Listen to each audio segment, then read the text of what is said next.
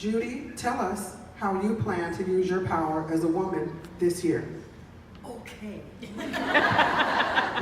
I think I've always been a political person, but I've done it at my kitchen table, just talking with my friends. And I think my life really changed with the 2016 election.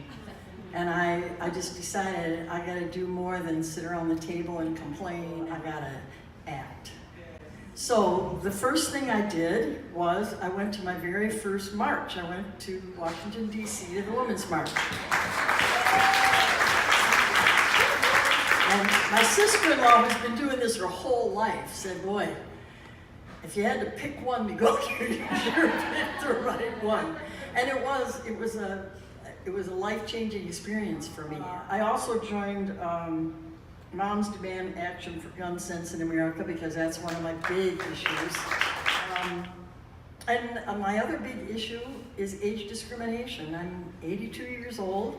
I want to be heard. I want people to pay attention to what I have to say. And I think now I have the time. I'm not being a mom anymore, and I've had a lot of experience and I have a lot to contribute. So I feel like that's one of the things I have to do. I would just like to say that this is a big change for me, and it hasn't cost me anything. I mean, very little in terms of time, very little in terms of money, and it's made a huge difference in my life because now I feel so much more connected, like I'm really part of a community and I'm doing my share. First of all, I got a degree in feminist studies in 1979, and no one looked like me in the room. So being in this room, I know we're serious about getting stuff done as women, and give yourself applause. African American women, black women have always been leaders. Even when they were captured, they had the wherewithal and the vision to put seeds in their hair. So they knew somewhere, wherever they landed, they were going to be planting and feeding somebody. I have no right not to try to do whatever needs to be done to get things done for family, myself, community, for the world. In the Yoruba tradition, there's a word called ashe. Ashe is your spiritual essence. It is your life force. It is in everything on the planet. So we are all connected. So I have no right to denigrate anyone. I have no right to put anyone down because I look at you as if I'm looking at the God of my understanding, which is pretty limited at times. And I use my power to speak afo, I share the power of the spoken word. So I tell stories and I write stories and I connect stories and I tell people about somebody else's stories because it makes us human.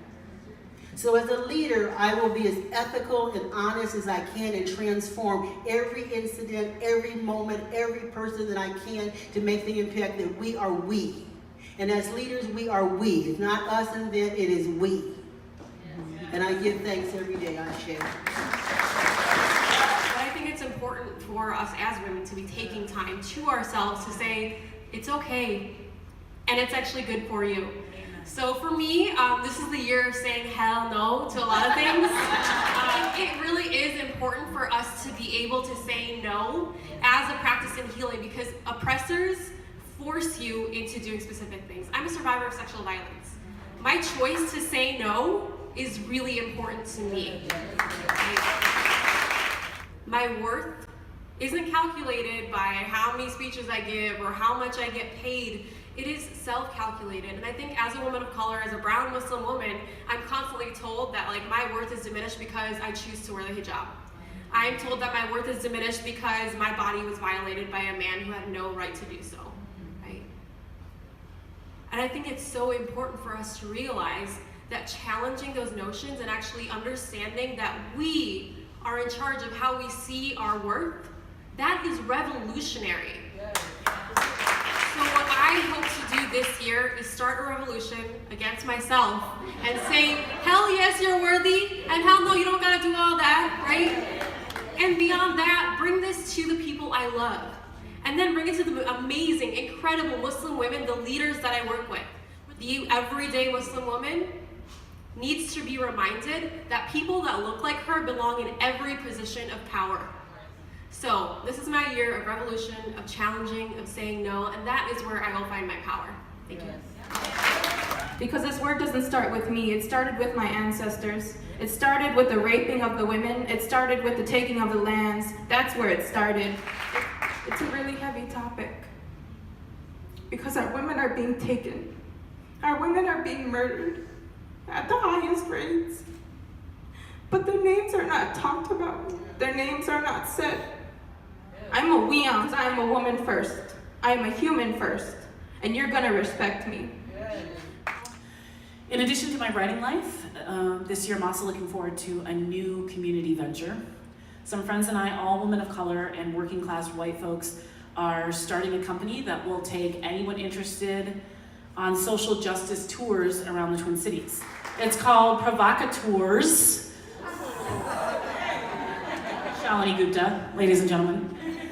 And is inspired and grounded in ideas and values espoused in Bell Hook's seminal text, Teaching to Transgress. They cannot kill us now. I know that as a poor person speaking, as a woman of color, the numbers have always been on our sides. It's not a surprise to you, right?